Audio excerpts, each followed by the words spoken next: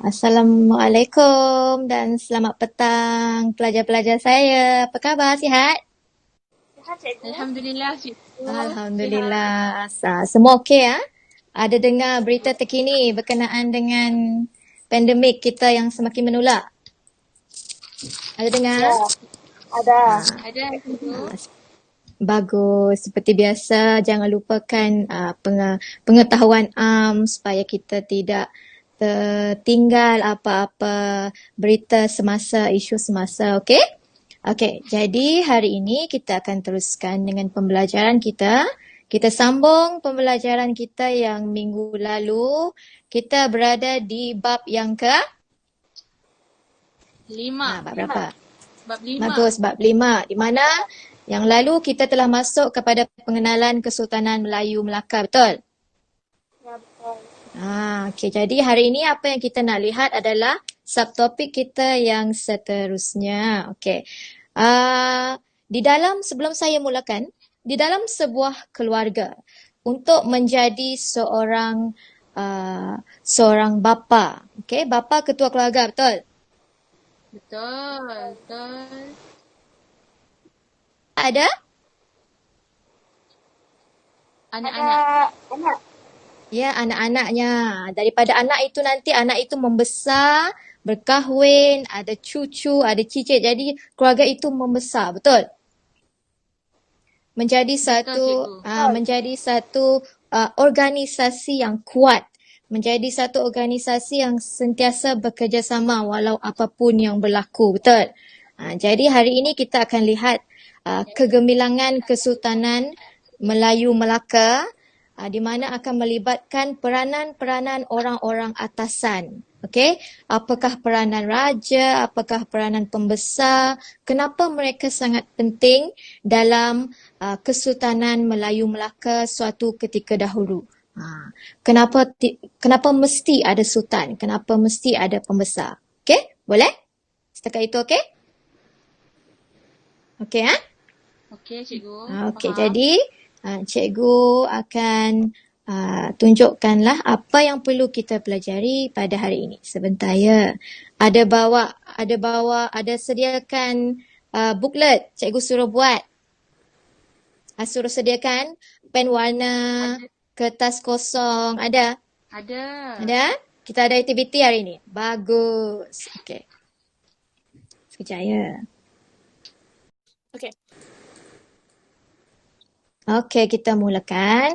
Jadi hari ini sebelum kita mula, kita akan melihat tajuk Kesultanan Melayu Melaka dengan pembelajarannya untuk menghuraikan kegemilangan Kesultanan Melayu Melaka dan menilai kepentingan sifat kepimpinan dalam pembinaan negara. Jadi objektif pembelajaran kita pada petang ini yang pertama untuk membincangkan peranan sultan. Apa maksud peranan? Kelas? Dan tugas yang dipikul oleh seseorang. Apa yang dia buat. Apa yang dia buat. Okey, kemudian bagus. Menjelaskan tanggungjawab pembesar. Okey, tanggungjawab itu key point dia. Itu selalu kamu dengar perkataan itu. Kemudian yang ketiga, menyatakan nilai kepimpinan dalam pembinaan negara. Okey, jadi di penghujung pembelajaran ini, apa yang cikgu harapkan daripada anda adalah anda dapat menyenaraikan 4 peranan sultan, dapat menjelaskan 4 tanggungjawab pembesar dan mampu menyatakan nilai kepimpinan dalam pembinaan negara. Okey. Jadi apa-apa yang cikgu nak cakap nanti, apa yang penting tolong catat. Ya. Dengar tak ni? Okey, catat ya. Jangan main-main, dengar baik-baik. Kalau ada soalan boleh ajukan, sebut nama, cakap saya nak tanya cikgu sesuatu. Okey? Boleh? Okey, boleh. Okey, kita akan teruskan ya dengan aktiviti kita.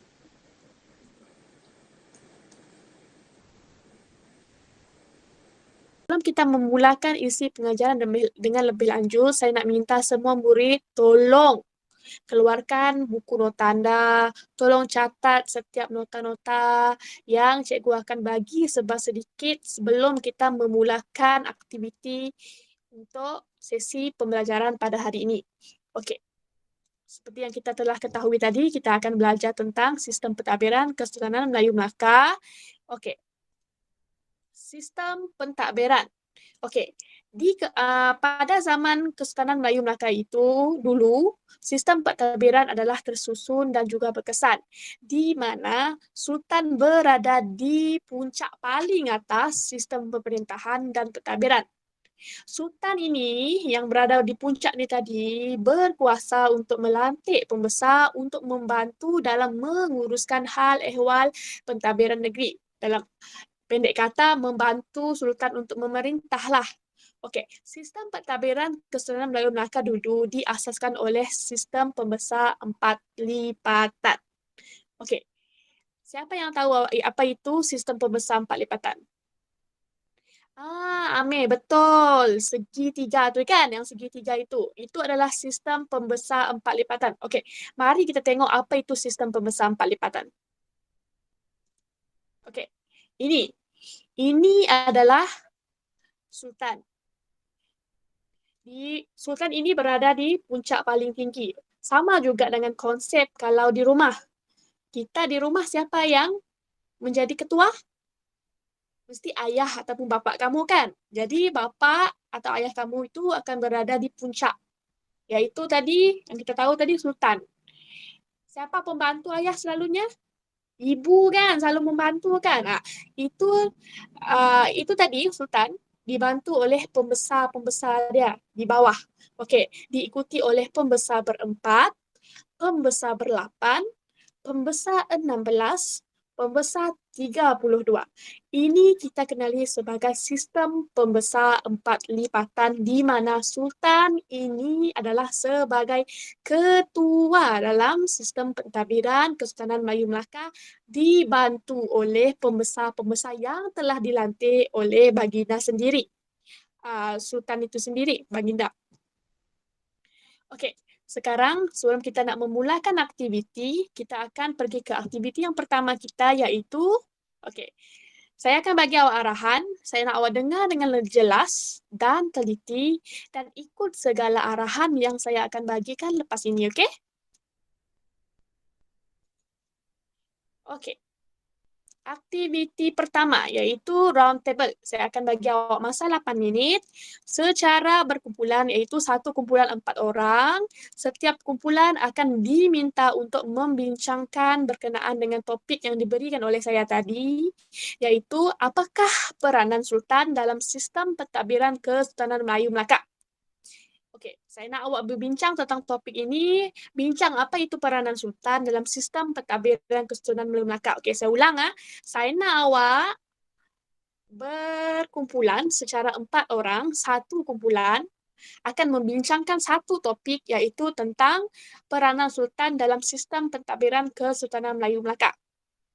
Setiap ahli dalam kumpulan ini akan diminta untuk menulis idea yang awak tahu dalam satu kertas sebab yang saya akan bagi lepas ni berkenaan dengan topik yang telah dibincang kita tadi.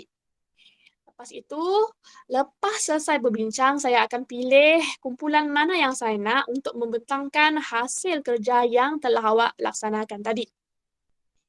Okey. Okey. Setakat ini saya tengok banyak kumpulan yang berjaya membentangkan seperti apa yang saya nak. Okey. Sekarang kita akan tengok betul ke tidak apa yang awak sendiri buat tadi. Okey? Kita tengok Okey. Ini adalah antara peranan raja. Awak dah tengok dah tadi kan? Dah tengok kawan awak bentang. Ada tak yang sama dengan apa yang cikgu tulis dekat depan ni? Cikgu tulis dekat slideshow cikgu ni. Okey, tengok.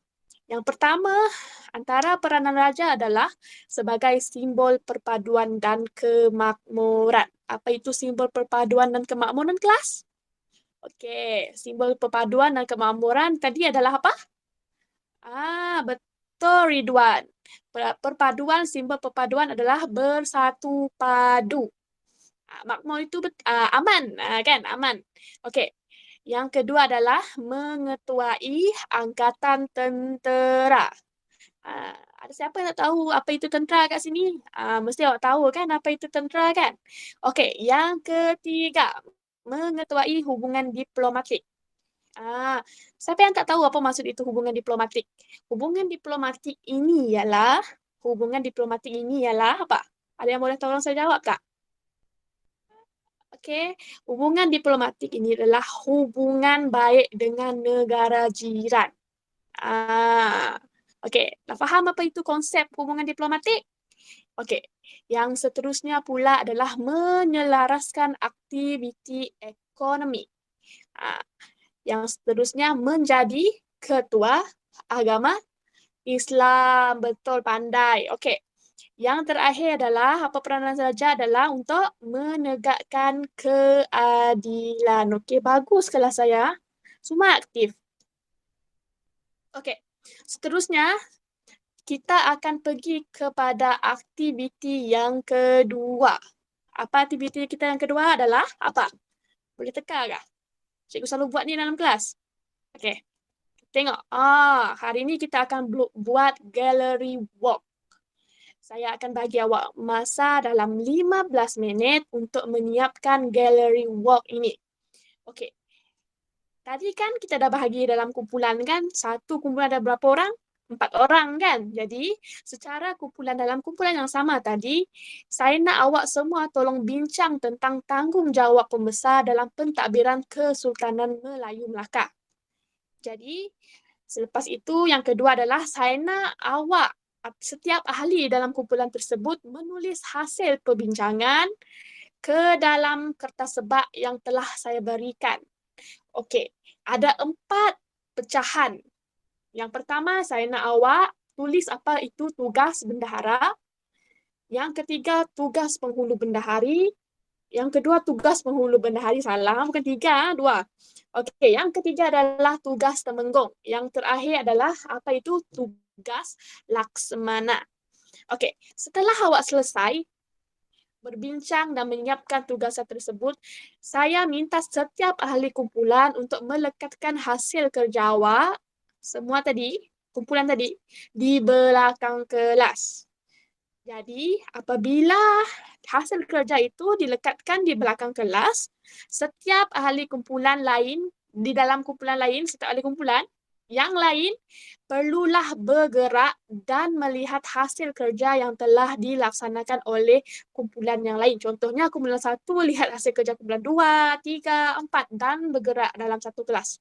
Okey, saya akan bagi setiap kumpulan ini satu stiker note dan ahli kumpulan yang melawat tadi perlulah memberi komen tentang hasil kerja yang dilaksanakan oleh kumpulan lain tadi. Sama ada awak nak komen negatif, boleh. Awak nak memperbaikikan, mengkritik, ataupun awak nak memberi pujian terhadap hasil kerja kawan awak, terpulang. Itu terpulang dengan kehendak awak, kreativiti awak. Okay? Sekarang, saya nak awak bincang. Okay, saya ulang. Saya nak dalam kumpulan tadi 4 orang bincang semula tentang tanggungjawab pembesar dalam pentadbiran Kesultanan Melayu Melaka. Lepas tu saya nak awak bincang dan tulis hasil perbincangan awak tadi dalam kertas sebak yang telah saya berikan. Setelah selesai berbincang dan menyiapkan tugas tersebut, saya nak setiap kumpulan melekatkan hasil kerja yang telah dibuat tadi di belakang kelas. Ini adalah bagi membolehkan ahli kumpulan lain bergerak untuk melihat hasil kerja yang telah kumpulan tersebut laksanakan. Okey. Stiker note tadi yang saya bagi tadi, awak kena tulis komen sama ada kritikan, pujian ataupun penambahbaikan untuk apa yang kawan awak buat. Okey, boleh? Boleh kelas? Okey. Okey, boleh sekarang semua boleh bergerak dalam kumpulan masing-masing dan boleh mula berbincang dan menulis semula hasil perbincangan yang telah dibuat tadi. Okey. Selesai aktiviti kedua. Jadi, Saya tengok tadi banyak ahli kumpulan yang bersemangat untuk melaksanakan aktiviti yang saya telah berikan. Bagus. Ada juga kumpulan yang memberi komen untuk membantu kawan-kawan yang lain untuk menambah baik hasil kerja yang telah diberikan. Itu saya sangat suka. Okey, tahniah semua kerana berjaya melaksanakan aktiviti yang kita buat hari ini. Okey. Sebelum itu, selepas aktiviti ini, apa yang saya akan buat adalah saya nak awak catat. Betul tak tadi apa yang awak buat? Kita tengok nota yang saya akan bagi ni. Tolong catat dan tengok dan ingat betul-betul supaya masa ujian nanti awak senang untuk menjawab soalan yang diberikan. Okey, kita tengok apa itu tugas pembesar. Okey. Ini adalah pembesar berempat, iaitu pembesar peringkat pusat yang menjadi tonggak utama pentadbiran Kesedaran Melayu Melaka, yang terdiri daripada 4 orang, iaitu Bendahara, Penghulu Bendahari, Temenggong dan Laksamana. Tadi saya suruh awak tolong nyatakan apa tugas-tugas untuk Bendahara, Penghulu Bendahari, Temenggong, Laksamana kan?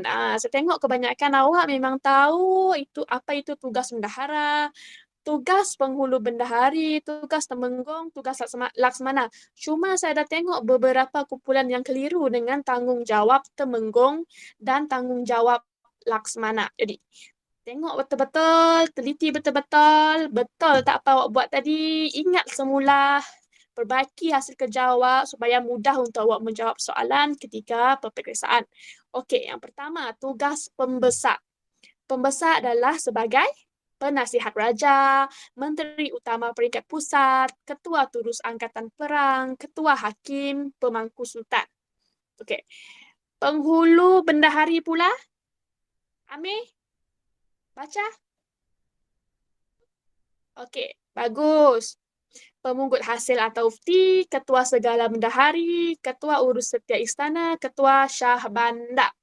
Okey, tadi kumpulan 3 dengan kumpulan 2 tadi saya tengok ada keliru tentang tanggungjawab Temenggong dengan Laksamana ni. Awak kena tengok betul-betul ni, apa itu tugas Temenggong, apa itu tugas Laksamana. Kalau Temenggong ini tugas dia adalah sebagai ketua polis dan penjara. Berbeza dengan Laksamana, Laksamana ini adalah sebagai ketua angkatan laut. Itu perbezaan dia. Awak kena tahu perbezaan dia. Jangan keliru lagi nanti. Okey. Yang kedua, tugas Temenggong adalah sebagai penguasa bandar dan kota Melaka. Yang ketiga, sebagai pegawai protokol istana. Apa itu protokol istana? Tata cara di istana. Tahu tata cara? Tata tertib ataupun adat-adat di istana. Itu adalah tanggungjawab Temenggong, protokol. Tolong tulis kalau awak tak tahu apa itu perkataan protokol. Saya ulang balik, protokol ini adalah apa tadi? Pegawai adat istiadat ataupun pegawai tata cara di istana. Tulis kalau awak tak faham apa itu maksud protokol. Okey, hakim di darat. Ini adalah tugas terakhir Temenggong. Okey, kita berbalik kepada Laksamana. Laksamana yang awak tahu siapa? Yang awak selalu dengar Laksamana. Laksamana siapa? Hang Tuah. Betul tu. Apa tugas Hang Tuah dulu? Sebagai ketua angkatan laut. Yang kedua adalah sebagai pengawal peribadi raja. Yang ketiga adalah sebagai ketua duta. Apa itu ketua duta? Ada yang tahu tak apa itu maksud ketua duta? Ketua duta itu adalah macam juru cakap untuk negara ataupun negeri itu. Sesuatu negara atau sesuatu negeri. Kalau awak tak tahu apa maksud itu duta, saya nak awak catat dekat tepi buku awak tu tulis. Gariskan duta tu apa. Tulis kat tepi anak panah. Okey? Ketua utusan ke negara luar. Yang terakhir adalah hakim di laut. Tengok apa perbezaan Temenggong Laksamana. Yang tadi, Temenggong ni hakim di darat. Manakala Laksamana ini lebih kepada hakim di laut. Laksamana ni tugas dia adalah untuk menjaga keselamatan negara Melaka itu daripada ancaman-ancaman yang terdapat di laut. Manakala Temengkong ini lebih kepada hakim di darat. Okey, itu sahaja. Saya pergi kepada Cikgu Dayang Nurul Ain.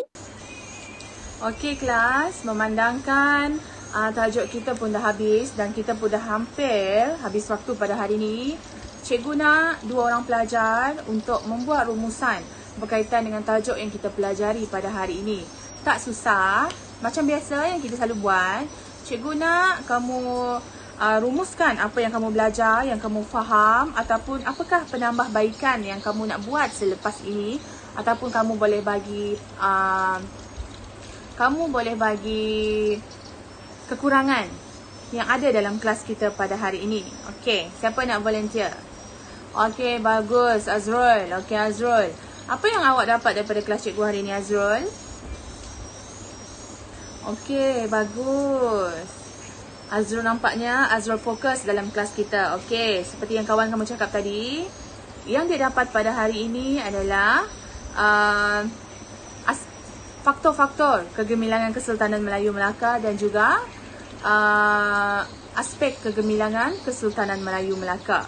Okey, bagus. Tu maksud dia Azrul ni fokus dalam kelas cikgu. Okey, yang seterusnya, siapa nak volunteer? Angkat tangan. Okey, Farah. Bagus Farah. Apa yang Farah dapat daripada kelas cikgu hari ni Farah? Okey, bagus. Farah tahu peranan sultan dan juga peranan sultan dan juga peranan pembesar 4 lipatan. Okey, bagus.